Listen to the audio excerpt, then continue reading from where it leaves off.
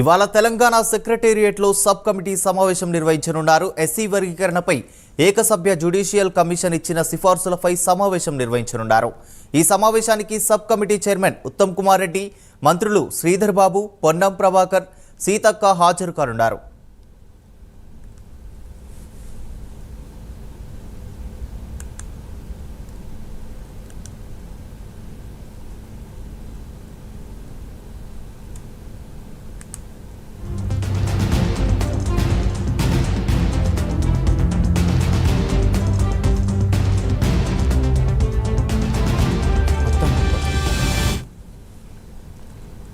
ఇవాళ తెలంగాణ సెక్రటేరియట్లో sub committee సమావేశం నిర్వహించనున్నారు. ఎస్సీ వర్గీకరణపై ఏకసభ్య జ్యుడిషియల్ కమిషన్ ఇచ్చిన సిఫార్సులపై సమావేశం నిర్వహించనున్నారు.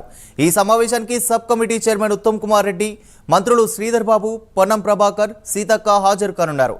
మరి దీనిపై మరింత సమాచారం మా ప్రతినిధి అజీం లైన్లో అందిస్తారు. అజీం, చెప్పండి. చేయడానికి తెలంగాణ రాష్ట్ర ప్రభుత్వం గత సంవత్సరం సెప్టెంబర్ 12న ఏదైతే నీటిపారుదల శాఖ మంత్రి అయినటువంటి ఉత్తమ్ కుమార్ రెడ్డి, అలాగే మంత్రులు అయినటువంటి దామోదర్ రాజనరసింహ, శ్రీధర్ బాబు, పొన్నం ప్రభాకర్, సీతక్క, ఎంపీ మల్లు రవి గారులను ఒక సబ్ కమిటీగా నియమించింది.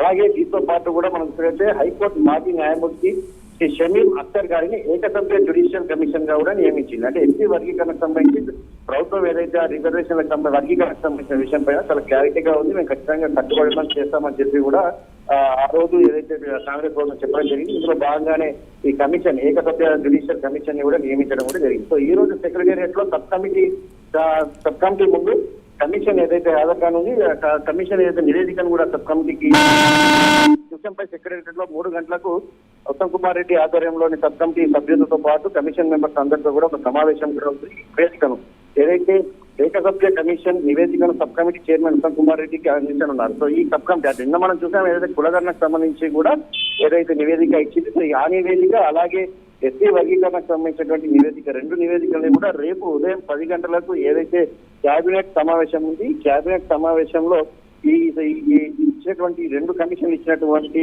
నివేదికలను సిఫార్సు చేయనుంది. సబ్ కమిటీ సిఫార్సు చేయనుంది.